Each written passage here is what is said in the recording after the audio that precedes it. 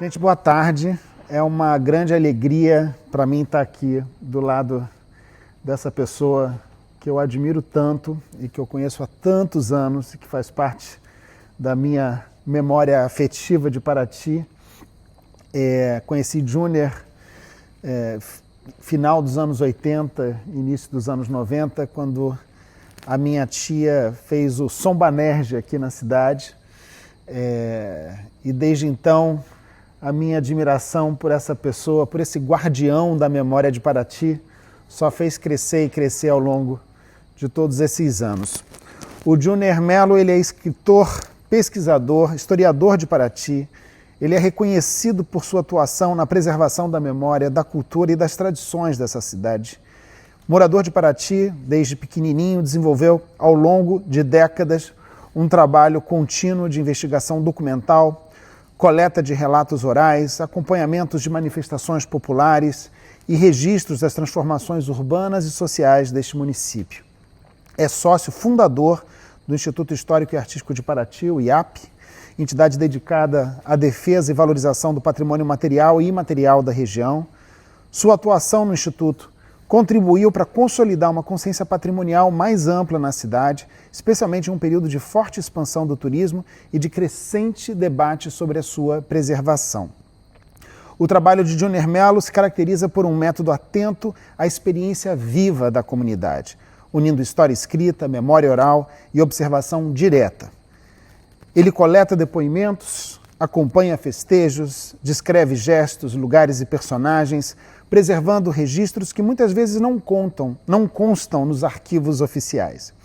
Por essa razão, é amplamente reconhecido como, acabei de dizer aqui, guardião da memória paratiense. Além da pesquisa e da escrita, Júnior dedica-se à formação cultural de moradores e visitantes, participando de encontros, palestras e projetos educacionais.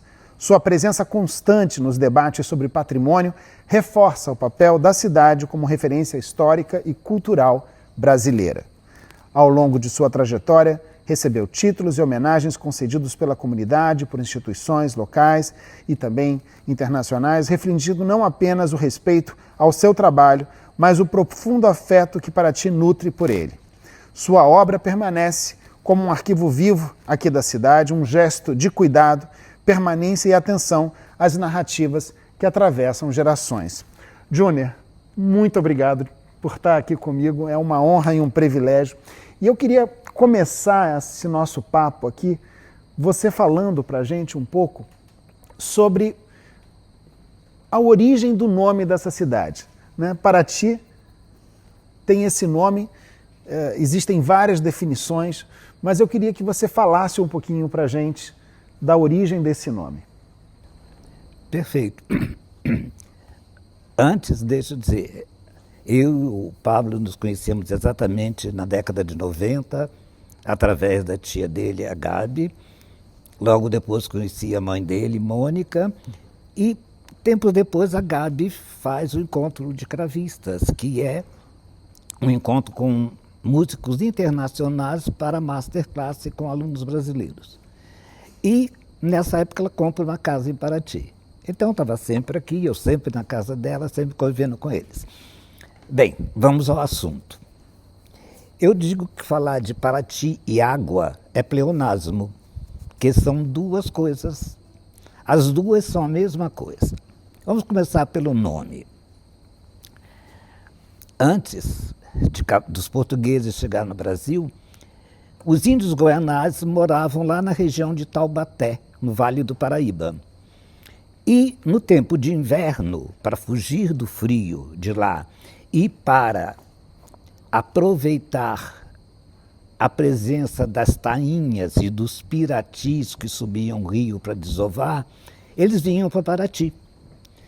Porque aí eles tinham peixe de água salgada em abundância, ostras e tudo. Bem, mas quando eles chegam aqui pela primeira vez, eles que não conheciam o mar, só conheciam o Rio Paraíba, os rios das imediações, eles chamam esse lugar de Paraty, que é onde nasce o mar, jazida de mar. Quer dizer, para os índios guianás, o mar nascia aqui, alimentado pelos rios, que são muitos nessa costa.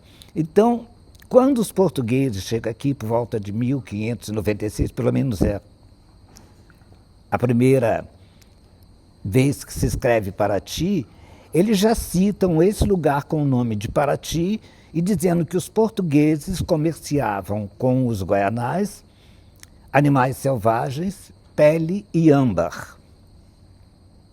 Então o nome Paraty é um nome indígena e que é isso, é onde o mar nasce, como se o mar fosse alimentado pelos rios, ou seja, produzido pelos rios.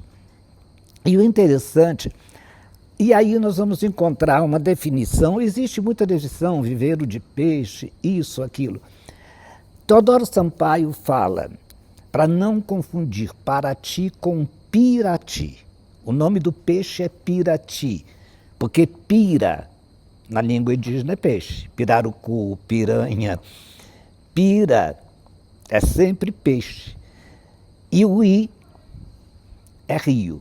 Então seria peixe de rio, o Pirati. Mas o Paraty é o lagamar. Depois o nome do peixe acabou virando Paraty. E escreviam Paraty como os índios não tinham escrito, os portugueses que não acentuavam, não tinham acento nas línguas. Primeiro eles escrevem Paraty com 2 i's, para dizer que é longo, Paraty. Depois eles passam a escrever Paraty com THI. E por fim, quando eles adotam o Y, Paraty com Y, que é o que usamos até hoje. E que faz uma diferença com o peixe, que é Paraty escrito com I. Mas a preocupação do lugar com as águas sempre existiu. Já em 1790, um relatório de um capitão daqui da vila, chamado Manuel da Silva Maris, ele informa que Paraty tinha 26 rios e 8 cachoeiras. E ele descreve os rios, o tamanho, a extensão dos rios, qual a profundidade do rio e os peixes que habitavam no rio. Então, uma pesquisa ótima. Claro que hoje talvez não tenhamos um número maior que rio, mas tenho certeza que cachoeiras hoje temos muito mais do que as 8 situadas por ele. E posso situar como exemplo a cachoeira do Saco Bravo, que foi descoberta recentemente, que fica dentro da reserva da Joatinga e junto da Ponta Negra, que são 4 horas de caminhada até lá, etc. É uma cachoeira belíssima, porque ela deságua do morro em cima de uma piscina de pedra e dali se atira no mar, a mais ou menos 30 metros de altura. Então, essa é uma cachoeira nova. Outras devem ter existido também. Bem, e esse convívio do mar com Paraty também é bem citado por um historiador de Paraty, que é o Samuel Costa, em 1922. Estou fazendo uma linha de tempo, 1596, ou antes, Cabral, 1596, 1790, o relatório, e agora chegamos em 1822, quando um político, advogado, historiador de Paraty, eu considero o primeiro historiador de Paraty, porque nasceu aqui, ele escreve um artigo chamado Paraty no Ano da Independência. E ele define bem isso. Ele diz assim: a edificação da vila sempre foi muito difícil devido à condição do solo dela, muito baixo e alagadiço. Por toda parte havia pequenos lugares invadidos ao mesmo tempo pelas marés e pelos rios, quando transbordavam, ou espaços cobertos de mangue onde penetrava o mar. A ocupação de Paraty foi, dessa forma, o resultado de muito esforço e de muito dispêndio.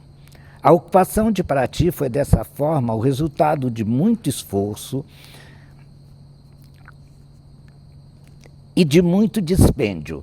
Quem quisesse fazer uma casa aqui tinha primeiro que conquistar ao mar o espaço preciso. O aterro tinha que vir quase sempre em canoas. Bem, E quanto à questão de Canoas em Paraty, vamos dizer, essa convivência que o Samuel Costa fala do mar com a cidade nas marés, existe até hoje. A cada lua cheia, a cada ressaca de maré, a maré entra na cidade tranquilamente e sai da cidade, e nós, paratienses, convivemos com ela normalmente. Ou tiramos o sapato e atravessamos, ou encontramos um lugar para passar. Se tem uma procissão, a procissão de festa muda de lugar, muda de rua para passar, ou então entra dentro d'água e passa por ela mesmo, com todo mundo pisando dentro d'água. Então, como Paraty começa, porque os primeiros colonizadores portugueses, como sempre, se instalavam no morro mais alto. Isso como sentido de defesa. No caso de Paraty, não fugiu a regra.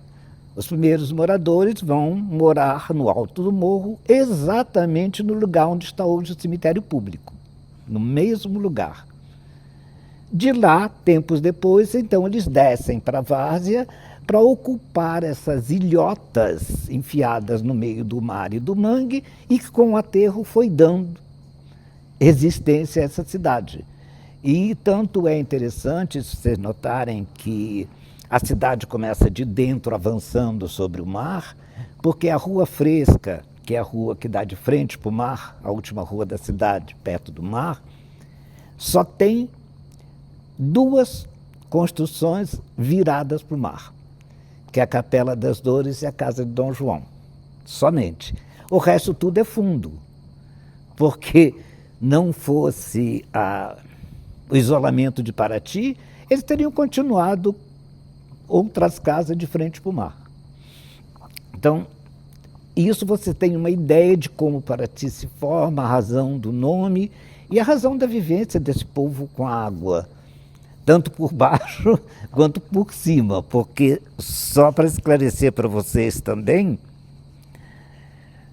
segundo um técnico da construção da Rio Santos, o índice pluviométrico de Paraty é semelhante ao do Amazonas.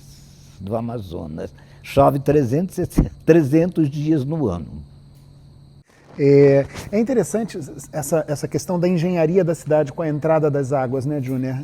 A gente percebe que a rua ela tem esse caráter quase que em V, né? E essa convivência que você falou, não só nas tradições, mas também do mar lavar a cidade, né? Do mar ter essa característica de ter uma função orgânica, né, com a cidade.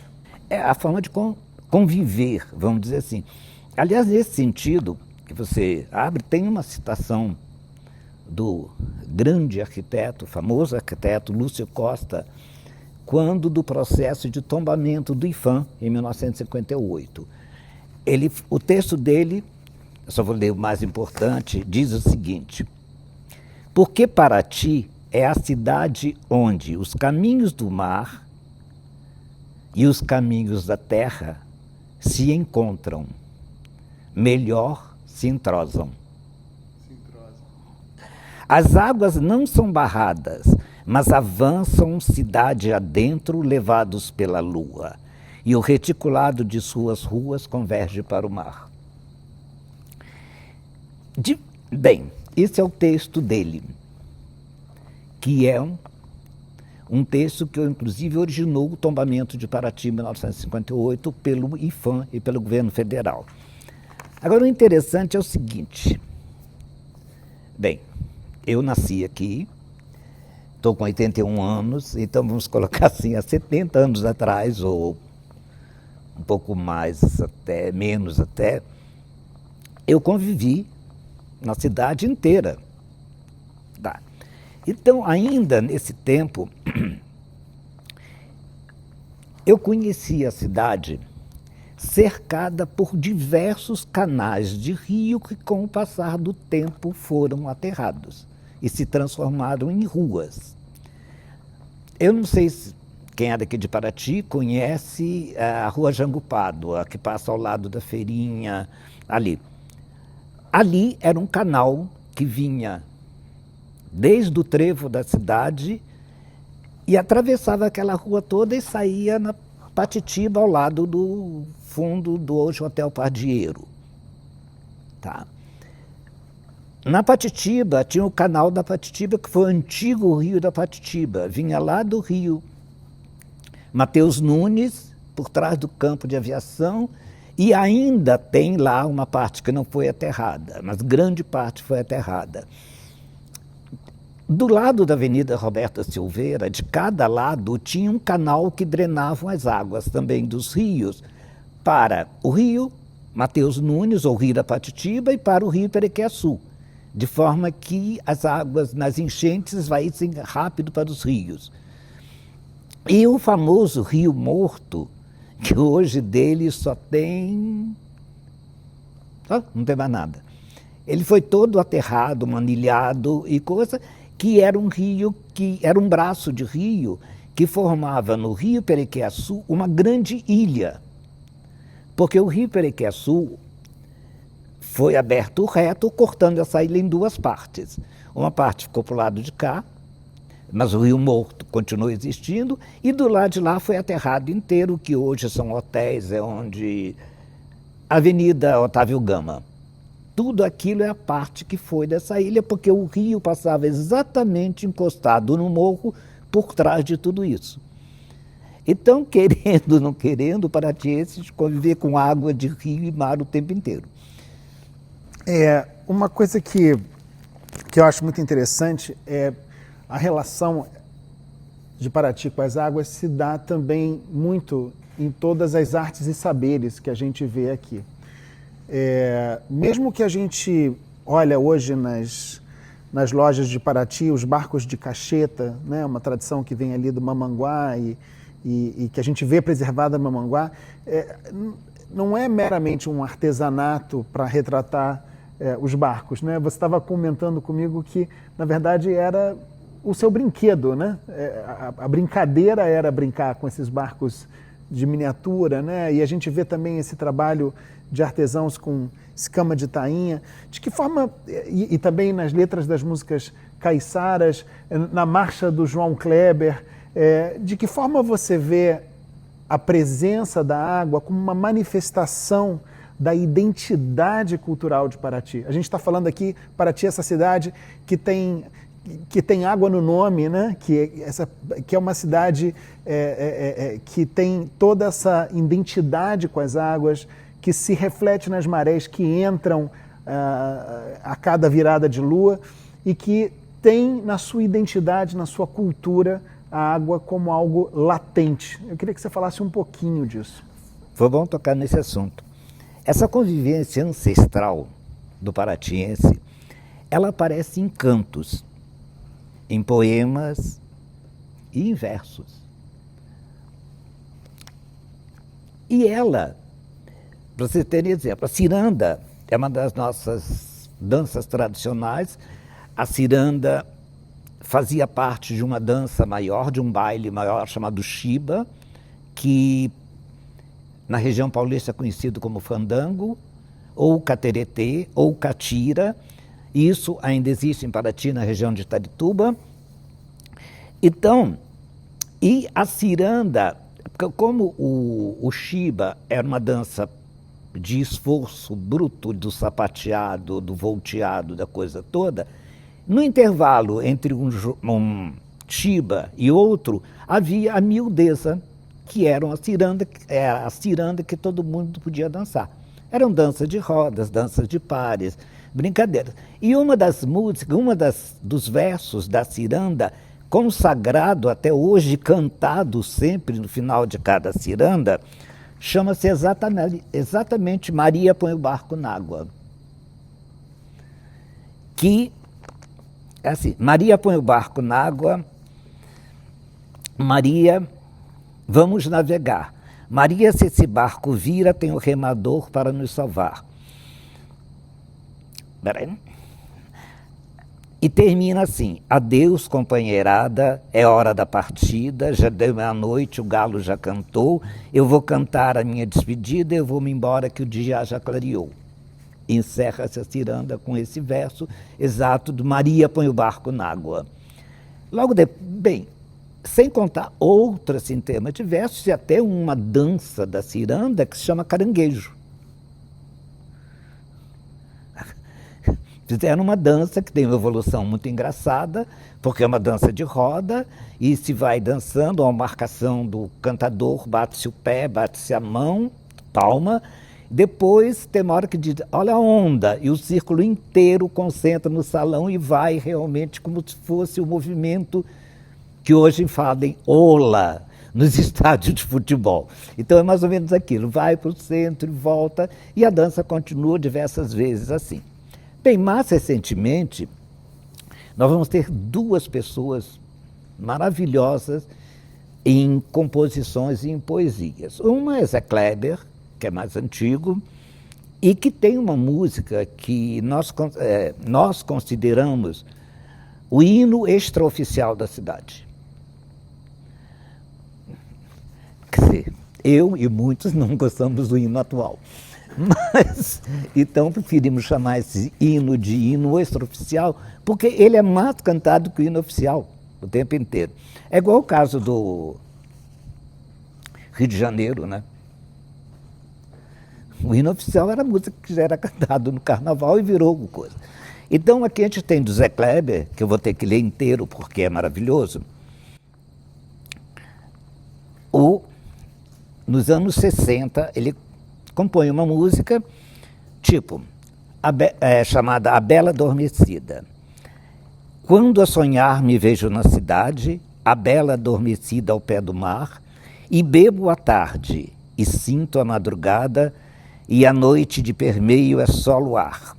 É sol e mar, é praia, é serenata, são pedras ladrilhando a minha rua, o mar passeia, solitário na calçada, espelhando a lua cheia nos beirais e nas sacadas.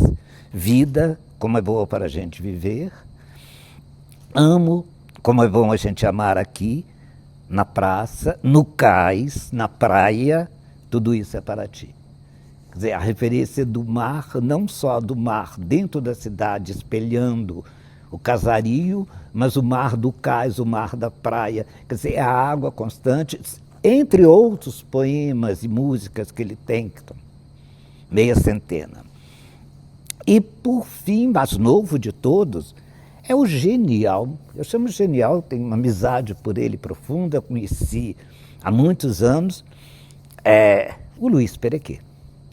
As composições do Luiz Perequê têm uma força imensa, porque ele retrata a vivência do caiçara, que ele viveu aqui, na região de Pedras Azuis, né? E ele, em diversas canções dele, ele retrata exatamente o problema surgido com a Rio Santos e com a chegada do turismo, quando invadiram as terras, expulsaram os moradores, que fez surgir o bairro da Ilha das Cobras e Mangueira, e ele viveu isso na pele. Viu os pais, os vizinhos sofrer com essa pressão. E as músicas dele são todas nesse sentido, são um protesto contra essa forma de agressão que deturpa a identidade de um lugar e retira, inclusive, a identidade do morador, porque ele é obrigado a largar onde ele viveu há anos e vir escolher um outro lugar.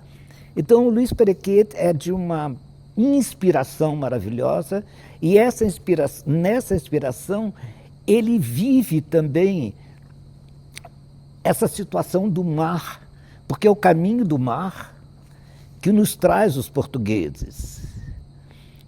Porque a gente sempre fala Estrada Real como se ela começasse daqui para Minas. Na verdade, ela começa no Rio de Janeiro com um caminho marítimo, com um caminho através do mar até chegar aqui.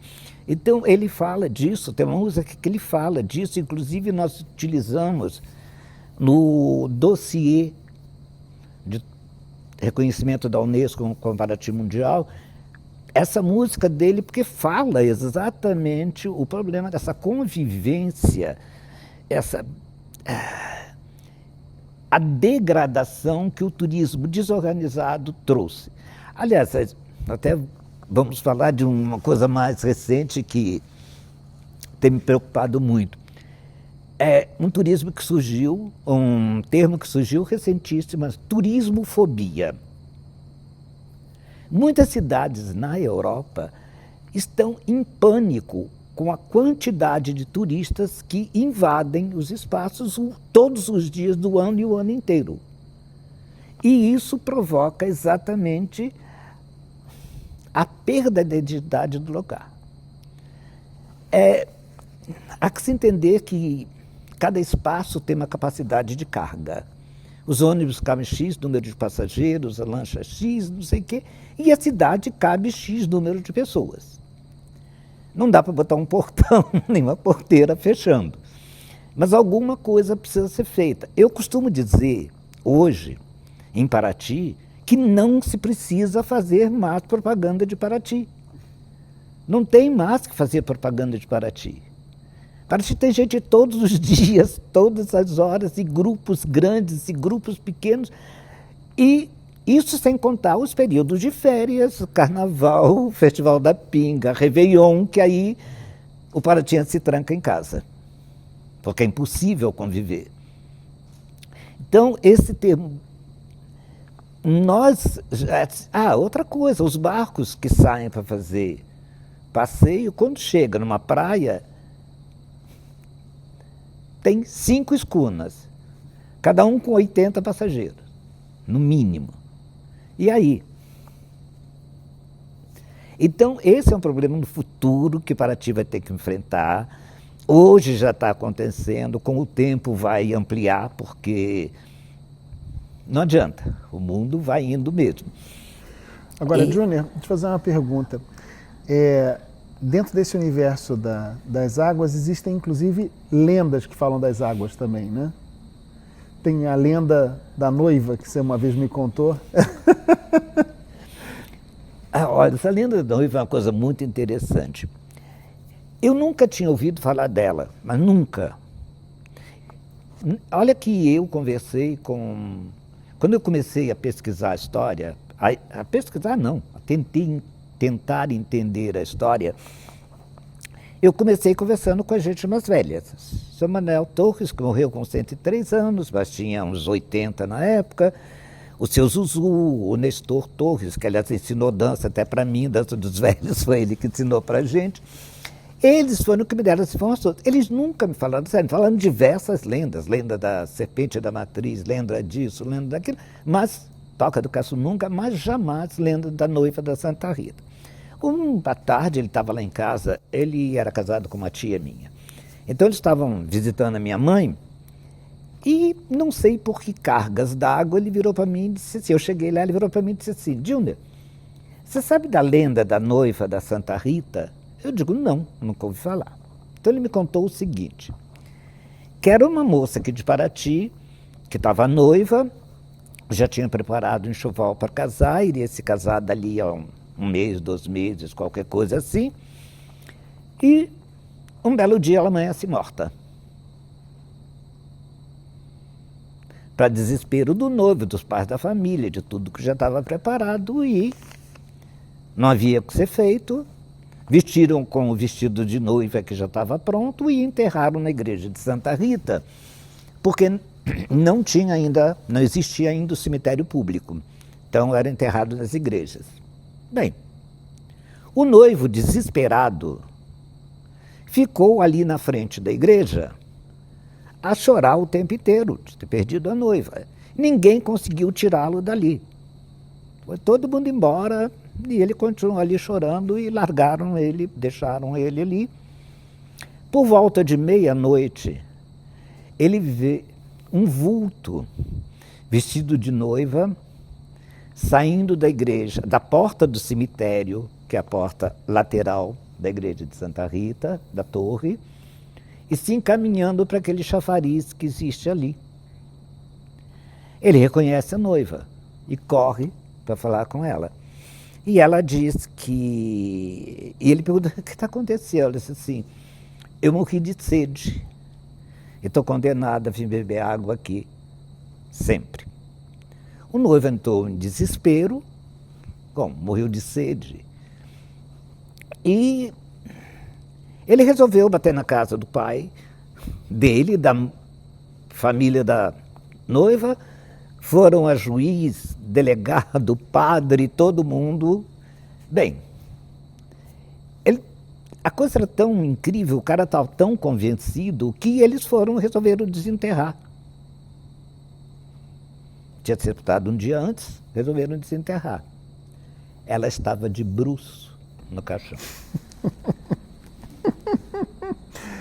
Até a água faz parte das lendas de Paraty. E aí o mais interessante, agora, só que eu sempre achei que isso fosse uma lenda, qualquer coisa assim. Essa é uma lenda trágica. Mas aí, um dia, eu chego para visitar o Museu de Arte Sacra, que é na igreja de Santa Rita, e o rapaz que trabalhava lá me disse assim: Júnior, aconteceu uma coisa estranha. Porque a gente conhece todo mundo, né? Então, Júnior, aconteceu uma coisa estranha aqui. Eu disse: o que aconteceu? Júnior, veio uma mulher de Niterói visitar a igreja e disse que ela queria ela queria rezar na sepultura da noiva. Aí o Wilson virou para mim e disse assim: bem, tem um monte de sepultura do lado da igreja, em Columbário, só que os nomes todos foram tirados. São todos pintados de branco, só tem uma cruz em cada um deles. A gente não sabe quem está enterrado lá. Não sei qual. Ela disse: mas eu sei. Como é uma área que pode ser visitada na igreja, o Wilson levou ela até o Columbário e ela, segundo o Wilson, ela não teve dúvidas, encaminhou tranquilamente: se é aqui. Parou e rezou. Aí o Wilson depois perguntou: ele nem sabia da história da lenda da noiva. Eu disse: que história é essa? Aí eu disse: como é que ela falou disso? Ela disse que ela é espírita e viu num centro espírita. Aí eu digo: olha, aí tem um fundo de verdade, a história é essa. Aí ele foi mostrar qual era a sepultura, disse que era essa aqui. Eu digo: então tem essa de uma noiva que morre de sede e que ficou condenada a beber água no chafariz o tempo inteiro. Quando você falou do Perequê, você citou por um momento a questão da Estrada Real, né? E eu acho que tem uma coisa interessante também da conexão com as águas da Estrada Real, da gente entender que boa parte da Estrada Real, dos caminhos que foram depois preparados pela Estrada Real, com a mão de obra que vem com a diáspora africana para essa região, que esse caminho, na verdade, já era um caminho que havia sido feito pelos indígenas da região e que era chamado de Caminho das Antas, né? Porque, e aí você conta a história. Exato. Os índios usavam esse caminho, como eu falei, para descer de Taubaté até... E eles vinham exatamente acompanhando o rio. Eles desciam de Taubaté, seguindo o rio Paraitinga. Chegavam até o lugar, mais ou menos na estrada hoje, Paraticunha, chamado Aparição. De lá eles pegavam o curso do rio Perequê-Açu até chegar aqui. E ele chamava esse caminho de Caminho das Antas, por uma razão muito simples. Eles tinham que caminhar dias, ou um dia, ou mais, nesse trajeto todo, sobe morro, desce morro. E eles faziam, então, o caminho que a anta fazia, porque a anta caminha sempre ao lado de rios, porque ela precisa de beber água, e ao lado de árvores frutíferas que ela precisam comer. Então, o índio também precisava disso, via em contato com a natureza. Então, ele fazia o caminho que as antas faziam. Seguiam os cursos de rio e, nos cursos de rio, tinham as árvores frutíferas ou as árvores até com plantas medicinais que eles podiam usar, mas então eles estavam até chegar aqui. E interessante porque todo mundo pensa que a Estrada Real, que foi depois, este caminho até a aparição foi a Estrada Real, e eles, na primeira Estrada Real, eles vão a São Luís do Paraitinga, pelo rio Paraitinga, e vão a Taubaté. De Taubaté que eles vão para Guaratinguetá. Somente quase 100 anos depois é que descobriram que indo um pouco mais à frente, eles iriam dar em Guaratinguetá com mais facilidade do que fazer essa curva inteira. Então, daí surge a cidade de Cunha. Quer dizer, quando eles começam a passar pelo alto da Serra do Facão, vão pegar o quebra-cangalha e chegar em Guaratinguetá. E uma coisa das águas também que eu deixei de falar, a função das águas na existência e na sobrevivência do... As fazendas, os engenhos, as fazendas que tinham os engenhos de açúcar ou de aguardente e também as fábricas de farinha, elas eram construídas geralmente na beira de rios ou junto de rios, que as águas pudessem ser desviadas para girar as rodas d'água que faziam mover as engrenagens de moer a cana ou de mesmo mexer a pá da farinha ou mesmo prensar a farinha. Então, a função da água também é muito, vamos dizer assim, está dentro do progresso de Paraty enquanto ela permitiu produzir um aguardente, que aliás nesse assunto é interessante, é o seguinte, Paraty teve engenhos de açúcar, mas em número de 5 e 100 de aguardente. Por quê? Porque enquanto o Nordeste produzia açúcar, porque a região é seca, aqui, por causa do índice de chuva muito grande, a quantidade de açúcar produzida era muito pequena. Então, partiu-se para a produção de aguardente, da cachaça.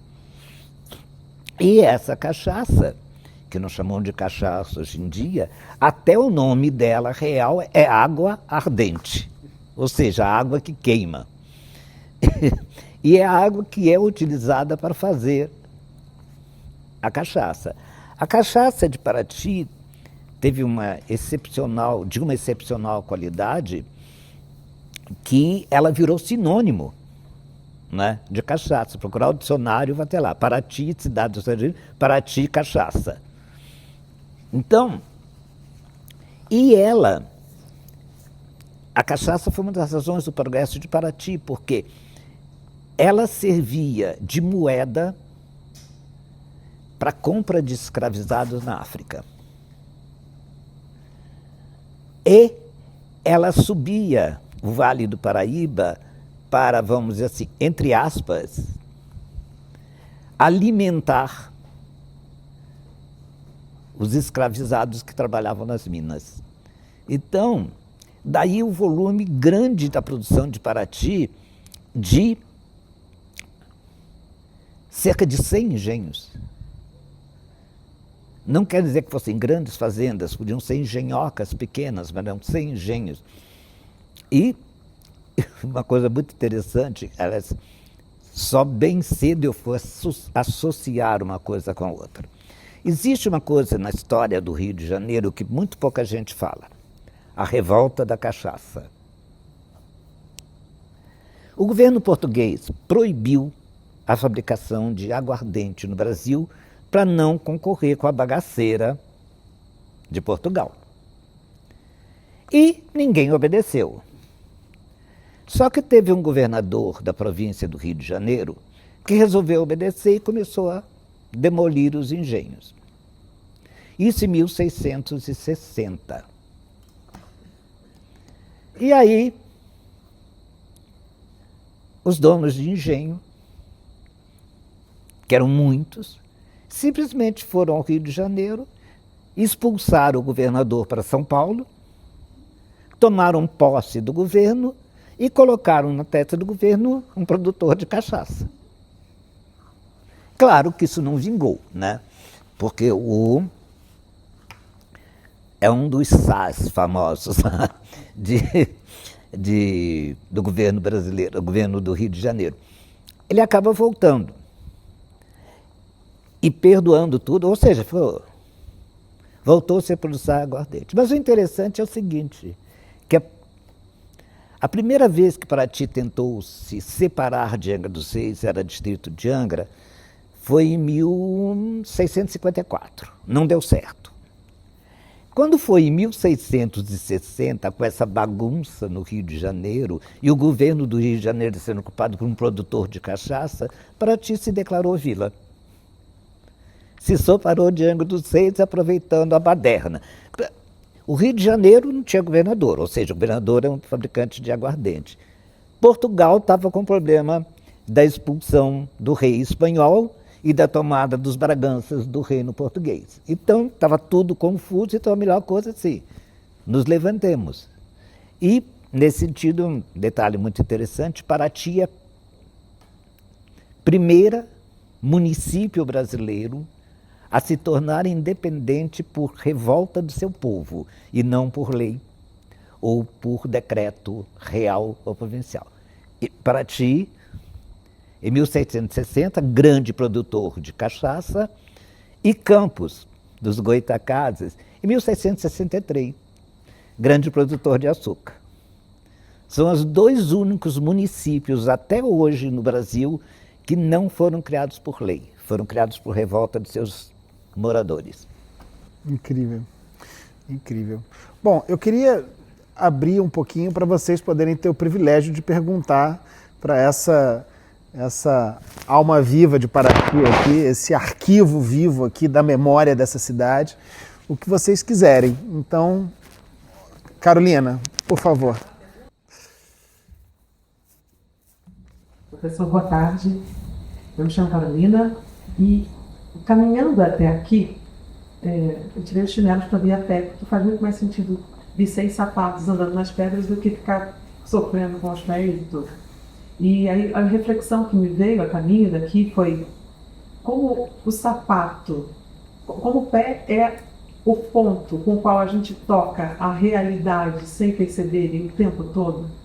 E o sapato, a forma como a gente encapa essa forma de tocar a realidade. Eu trouxe essa pergunta para o senhor. Me conta a forma-mente de um povo que é pé molhado, pé descalço, pé calçado. Como é que é isso? Me conta como é que é essa forma-mente desse povo a partir dessa coisa do pé. Você falou a coisa da procissão, o pessoal na procissão de pé molhado, bateu um pouco. Fala um pouco, por gentileza. Acontece o seguinte, vamos chegar um pouco mais para trás da sua informação. O calçamento da cidade é muito melhor do que o que existe hoje. Esse calçamento da cidade, na década de 70, todo o meio-fio do calçamento, porque nós temos o meio-fio, na verdade, no meio, não o que chamam meio-fio agora, que são as laterais. Nós temos o meio-fio. Esse meio da rua foi aberto pelo governo federal para a instalação de um sistema de esgoto, sistema sanitário. Abriram-se quase todas as ruas. E, isso na década de 70, e isso não foi para frente. As manilhas imensas estão enfiadas aí embaixo. Me lembro quando um prefeito mandou fazer uma pesquisa e conseguiram filmar dentro das cavernas que existem debaixo. E, como o projeto não foi avante, pegaram as pedras e jogaram de qualquer jeito. Então, tanto que uma coisa que hoje me incomoda muito, principalmente na minha idade para andar, é essas pedras pretas que são lisas, que a gente chama de pedra-ferro. Elas não existiam no calçamento. Era só essa pedra que é meio saibro, que tem até um nome que agora eu esqueci, que ela não derrapa. No meu tempo de criança, as mocinhas de Paraty usavam salto 15 na rua. Se você vê fotografias do calçamento antigo, você diz, dá para andar de salto, agulha, aqui sem problema nenhum. Mas o paratiense, Nós tivemos uma fase de decadência quando construiu-se a estrada de ferro Rio-São Paulo. Paraty deixou de ser porto do café do Vale do Paraíba. Então entra uma decadência, isso por volta de 1870 que começa a funcionar, e logo depois vem a abolição da escravatura. Então, Paraty isolado, porque a estrada da Serra foi abandonada, nós só tínhamos contato por mar. Para você sair de Paraty, você tinha que pegar uma lancha em dias alternados para Anga, de Anga a Mangaratiba, para chegar no Rio de Janeiro, de trem. Levava-se um dia inteiro. Saía daqui às 7 horas da manhã, chegava às 5 ou 6 horas da tarde na estação Pedro II, lá na Central do Brasil. Então, esse tempo de decadência era o tempo de uma pobreza imensa.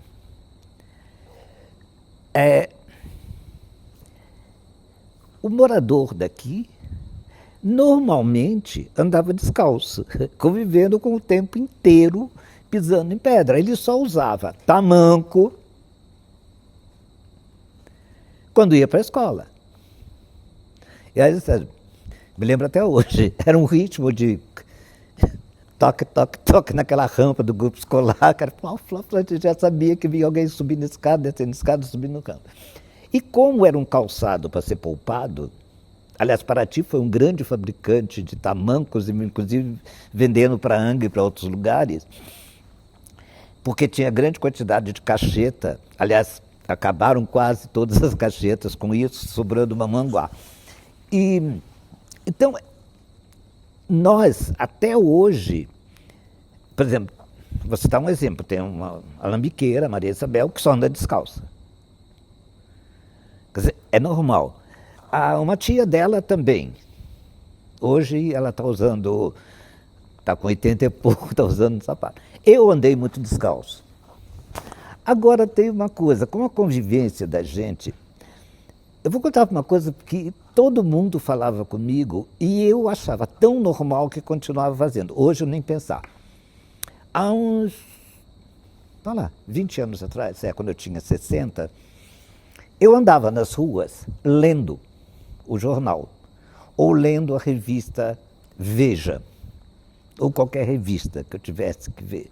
Eu simplesmente abria e ia colocando um pé do lado do outro, você não erra. E você não cai. Hoje eu não me arrisco a isso. Eu já tenho uma técnica diferente, Johnny. Eu gosto de andar, na verdade, eu ando quase como se fosse uma marcha suave. Porque eu faço assim, eu vou andando, eu vou com o pé do lado do outro, tudo bem, mas eu em vez de andar assim, eu ando dando uma ligeira marchinha, que aí ele se acomoda. Sim.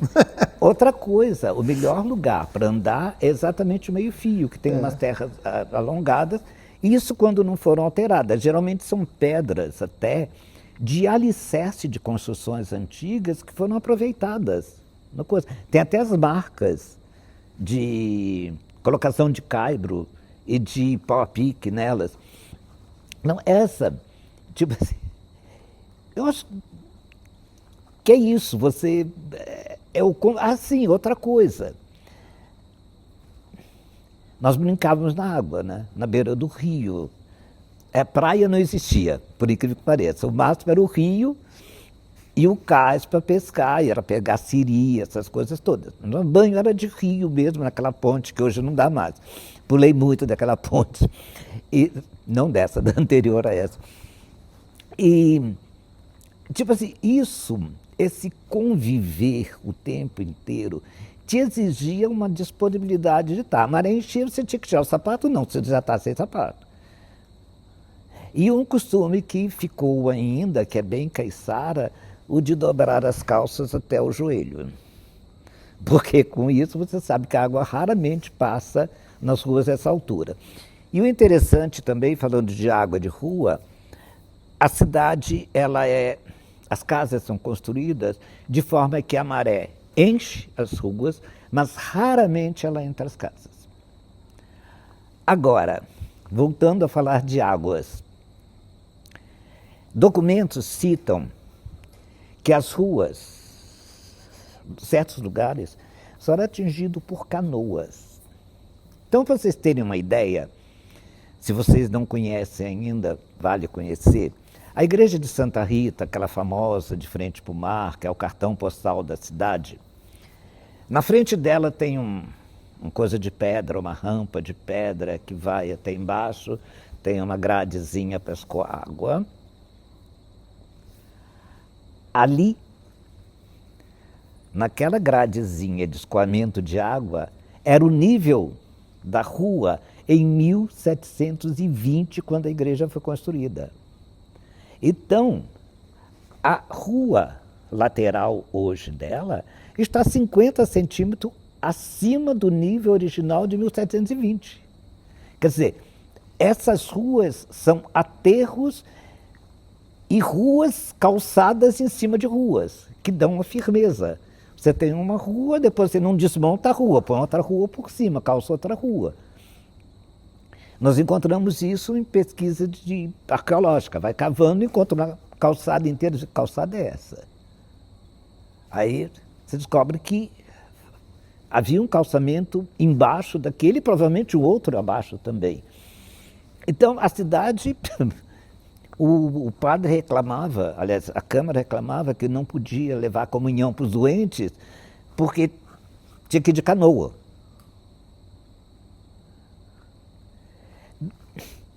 Então, isso. Agora, falando ainda de uma coisa que eu me esqueci e que talvez o Pablo vá falar ainda antes de qualquer pergunta, é o artesanato local e as águas, vamos colocar assim. Mas tem... Primeiro é que o artesanato, que hoje serve de souvenir, né, de lembrança de um lugar, na verdade ele é um utilitário. Eram as gamelas para se lavar a louça, aliás, uma expressão bem caiçara. Nós não usamos limpar peixe, nós vamos consertar. Eu não sei se ele está com defeito, mas ele usa consertar o peixe. O caiçara não fala limpar peixe, ele fala consertar o peixe.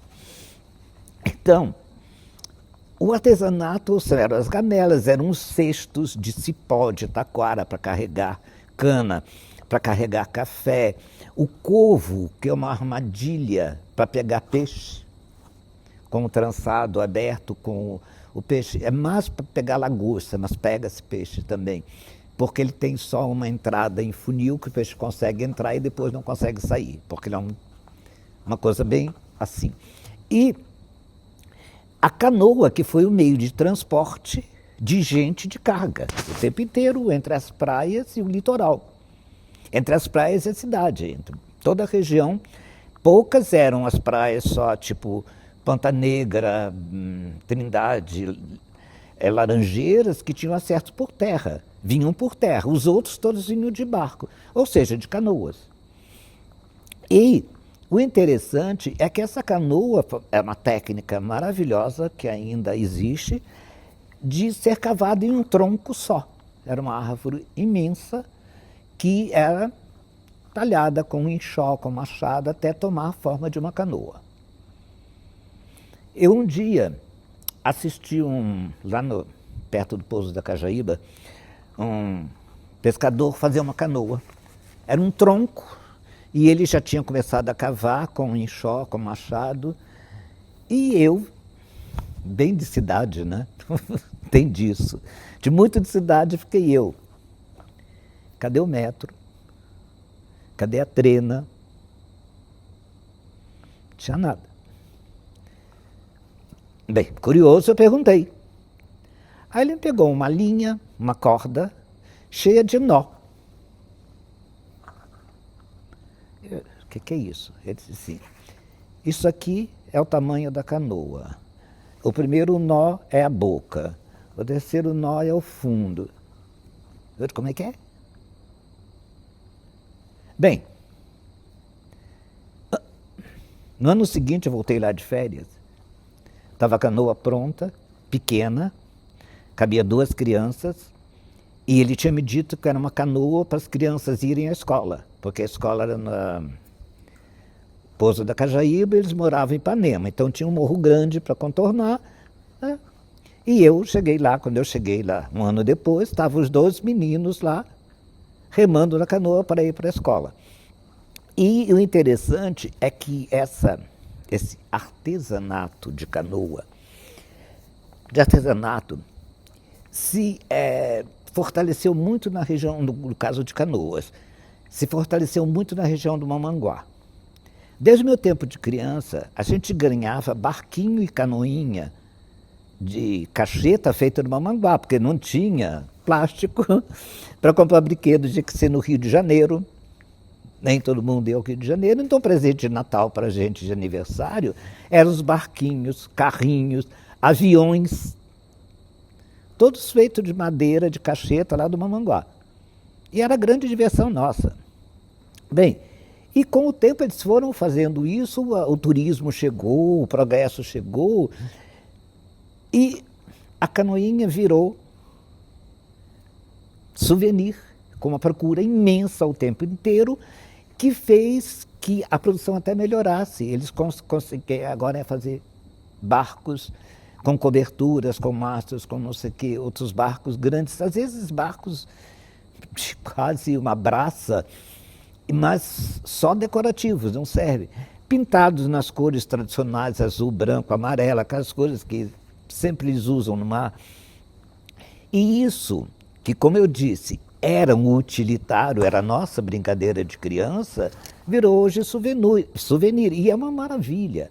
Aí outro dia eu tive, ainda nessa questão As cestas também, né? As cestas que você estava falando, a gente tem lá a Sueli, que é quilombo do Campim, que faz essas cestas de pescaria também. As famosas cestas, aliás, ela evoluiu para fazer aquelas galinhas, porque antes era só cestaria. Aí você tem o samburá, que a gente diz, que é aquele que a gente põe no braço, porque tem alça para fazer compra. As biojoias também, sim, que são lindas. Aí você tem, tipo assim, os samburás que eram usados nos engenhos para farinha, para pegar mandioca, ou mesmo para o corte de cana. E um dia eu fui na Praia Grande, que é aqui pertinho também, muita coisa. E o Pablo teve em outro lugar e viu também. E eu estava olhando lá uma barraquinha na praia de artesanato. E eu fui ver o que era. Tinha umas coisas comuns que a gente já conhece até. Mas, de repente, eu vi umas rosas feitas de escama de peixe. E eu acho que pelo tamanho era de tainha. E perfeitas. Primeiro que eu acho que eles colocam na água sanitária, porque tira a cor, ela fica branca, e eles conseguem montar a rosa em um palito de uma forma maravilhosa e durável, né? Porque é escama. Se bem que a gente tem tradição em Paraty, que eu acho que evoluiu para isso, de fazer flores de papel. Até hoje, em muitas festas de Paraty, a igreja é decorada ainda com flores de papel crepom. Tem um rapaz agora, vamos atualizar, né? Tem um rapaz chamado Ivan Campos, que ele pegou essa técnica de pequenas flores para decoração e transformou em grandes flores, e criando inclusive helicônias e flores. Ele tem uma exposição na casa, fez uma exposição na Casa Cultura que caiu meu queixo. Outro dia eu entrei na Livraria das Marés, tem umas flores lá de papel crepom, e inclusive também, que eu dei muita risada, vem um exemplar de um livro que eu escrevi com defeito. Então ele pegou algumas das páginas do livro, da livraria, e usou também nas plantas. Então tem folhas das flores escritas e com semi-decoração. Então, o Marcinho me mostrou também um rapaz, acho que é Emerson Souza, que ele trabalhava de pintor, e ele trabalha fazendo artesanato cinético com as águas. Então você tem os barquinhos, ele tem um movimento e você vê a onda se mexendo, o barco dança. É todo um trabalho cinético, retratando o mar, retratando os barcos. É uma coisa belíssima. Não, exato. Quer dizer, então, agora, também você, a criatividade do brasileiro é ótima, né? Ele consegue evoluir, pegar o que está lá atrás, trazer de uma forma mais nova, mais bonita, mais dinâmica, mais atual, né? Você tem, por exemplo, caso agora, ato que tinha sumido, o bordar. Fazer bordado, as bordadeiras. Outro dia, a Casa da Cultura fez uma moção de as bordadeiras da Praia do Sono. Bordados belíssimos, criados por elas, para pano de prato, para bolsas, para qualquer coisa. Hoje, agora mesmo está vendo também, acho que está encerrando, um curso lá na Casa da Cultura que eles chamam Pintar com Linhas. É você bordar com diversas linhas, o tema desse foi Sair às 7 cores, que é dificílimo de fazer porque ela tem 7 cores ou mais, exatamente. E eles conseguiram, estão fazendo isso. Então a gente tem o povo, quer dizer, o retorno do bordar também como economia familiar. E isso é uma coisa... O meu irmão, ele foi prefeito, e ele usava um termo que, quando ele fazia, que turista em Paraty é comida na mesa do paratiense. Porque o turismo é aquela produção que atinge diversas classes, desde a descascadora de camarão sete barba, na banca de peixe, a servente do hotel, a recepcionista do hotel, o guia que faz turismo, ou seja, exatamente o turista em Paraty, a comida na mesa do paratiense. Gente, vocês têm alguma pergunta a mais? Senão eu vou... Hã? Então, gente, eu vou encerrar aqui. Tem mais alguma coisa que você queira falar, Júnior? Deixa eu Porque ver aqui. A gente vai ter outras atividades agora. Vamos fazer o seguinte. Para encerrar. Para encerrar, vou simplesmente... Não vou falar de água. Esse ano são os 300 anos da Igreja de Nossa Senhora do Rosário, construída pelos negros. E começou ontem e vai até o próximo domingo a festa de Nossa Senhora do Rosário e São Benedito. É uma festa tradicionalíssima, a igreja de 1725, na Irmandade que foi criada, é chamada Irmandade de Nossa Senhora do Rosário dos Homens Pretos, de Paraty, e esse estatuto já de 1725 prescrevia a existência de um rei e de uma rainha negros, que eram coroados para essa festa e eram, vamos dizer assim, respeitados como rei e rainha. Bem, felizmente isso até hoje continua. No próximo sábado será a coroação de um rei e uma rainha da festa de São Benedito. Hoje a gente chama mais festa de São Benedito que do Rosário. De São Benedito. E vão participar da missa, vão participar da reunião, vai ter danças em homenagem para eles. E é uma coisa interessante, porque nós temos uma festa de um imperador branco, que é a festa do divino, e uma festa do rei e rainha negros, que é a festa dos negros, embora hoje não exista separação, tem festeiros brancos. Agora, o rei e a rainha são negros, para manter a tradição.